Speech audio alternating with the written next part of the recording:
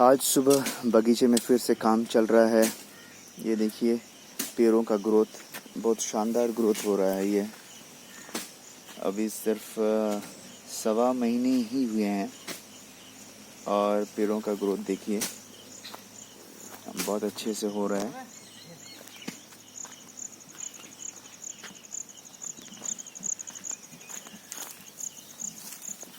इसी तरीके से हम देख रहे हैं आज हमारे साथ 4 लोग भी हैं।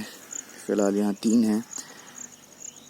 ये लोग ये जो घास फूस अनवांटेड जो बुशेस हैं इनको साफ़ कर रहे हैं, क्योंकि जब भी हम यहाँ आते हैं तो ये सब अनवांटेड चीज़ इसको साफ़ करना बहुत ही ज़रूरी है।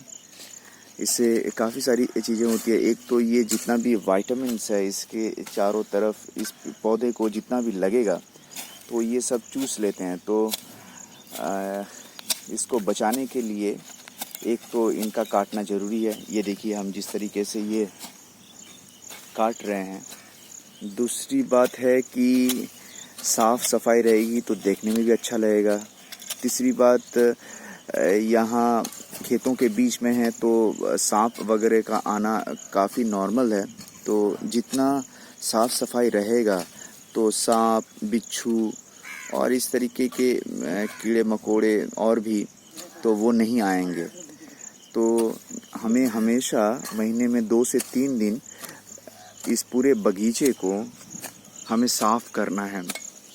अभी बरसात का महीना है तो ये रेगुलर करना है, मतलब हर महीने में 2 से 3 दिन करना ही है, क्योंकि ये अनवांटेड जो घास फूस हैं, ग्रासेस, वीड्स हैं, ये उग जा रहे हैं और हमें इसको जड़ से काटना है। इसको हमें जड़ से काटना है ताकि ये फिर से ना उग पाए और फिर हर महीने में आके फिर इसे चेक करना है।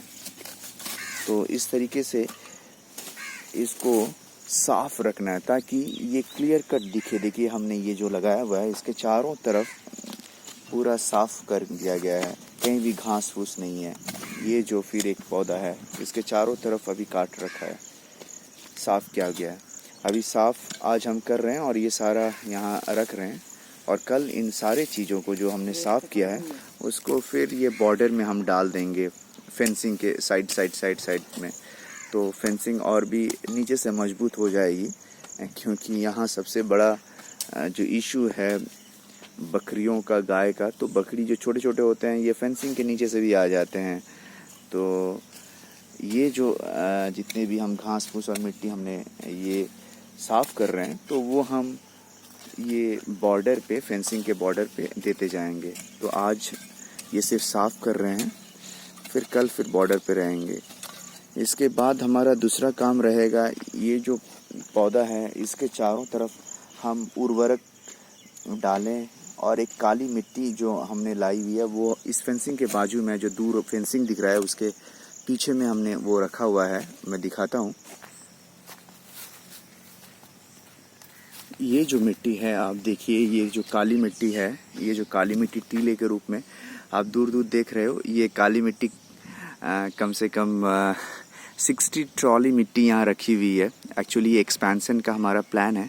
तो ये मिट्टी जो है बहुत ही उर्वर है। ये तालाब के नीचे में से, तालाब जब सूख जाता है तो उसको सुखाने के बाद उसके नीचे में जो मिट्टी रहती है, सेडिमेंटेशन, तो वो मिट्टी है, ये बहुत उर्वर रहती है। तो इसको हमने लगभग 60-65 ट्रॉलीज़ यहाँ रखा हुआ है। जितने भी ये काली काली जो मिट्टी आपको दिख रही है टीला नुमा, तो ये सब हमने डिफरेंट जगह पे रखा हुआ है। तो ये मिट्टी फिर हम यहाँ आके इन पौधों के मतलब इर्द गिर्द इसके चारों तरफ हम डालेंगे। अभी जैसे हमने डाला हुआ है तो वो मिट्टी ये थोड़ी और बड़ी हो जाने दीजिए। उम्मीद करता हूँ कि अगले 1-1.5 महीना में और ये 1 फुट से 1.5 फुट के बीच की लंबाई हो जाएगी। तो तब फिर हम इसमें वो डालेंगे। तो अभी से हम धीरे धीरे से वहाँ से लेके आके यहाँ रखेंगे इसके चारों तरफ, ठीक है। तो इस तरीके से हमें पूरे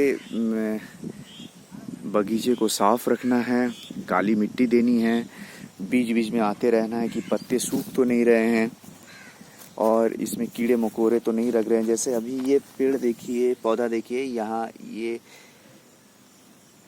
थोड़ा रेडिश ब्राउनिश हो रहा है और लग रहा है कि इसमें कुछ फंगस लगा हुआ है। तो इन सब के पिक्चर्स लेके मुझे कंपनी में देना होता है और कंपनी वाले फिर मुझे रेकमेंड करते हैं कौन सा फंगल इन्फेक्शन के लिए कौन सी दवाई छिड़कनी है। तो अभी फिर इसका दवाई छिड़कने का ड्यू टाइम आ गया है, लगभग 5-6 दिन में हमको दवाई छिड़कना है। देखिए यहाँ भी लगभग एक पौधा ऐसा है जो यहाँ पत्ता सूख रहा है, जबकि ऐसे जितने भी पौधे हैं उनको आइडेंटिफाई करना है और फिर सभी में वो फंगस तो छिड़कना ही है। तो इस तरीके से ये आज ये काम चल रहा है और ये आज का ये काम पिछले 4 दिनों से चल रहा है, क्योंकि एरिया बड़ा है और इसमें साफ़ सफाई करने का काम भी बहुत ही बड़ा है। तो इसी तरीके से हम बगीचे को साफ़ रखेंगे, पौधों में पानी देंगे, फंगस एंटी फंगस जो दवाई है वो छिड़केंगे, काली मिट्टी डालेंगे और इसका रख रखाव हम करते रहेंगे। इसी तरह से देखते रहिए आगे हम किस तरह से अपने बगीचे को और इन पौधों को मेंटेन करते हैं। Thank you.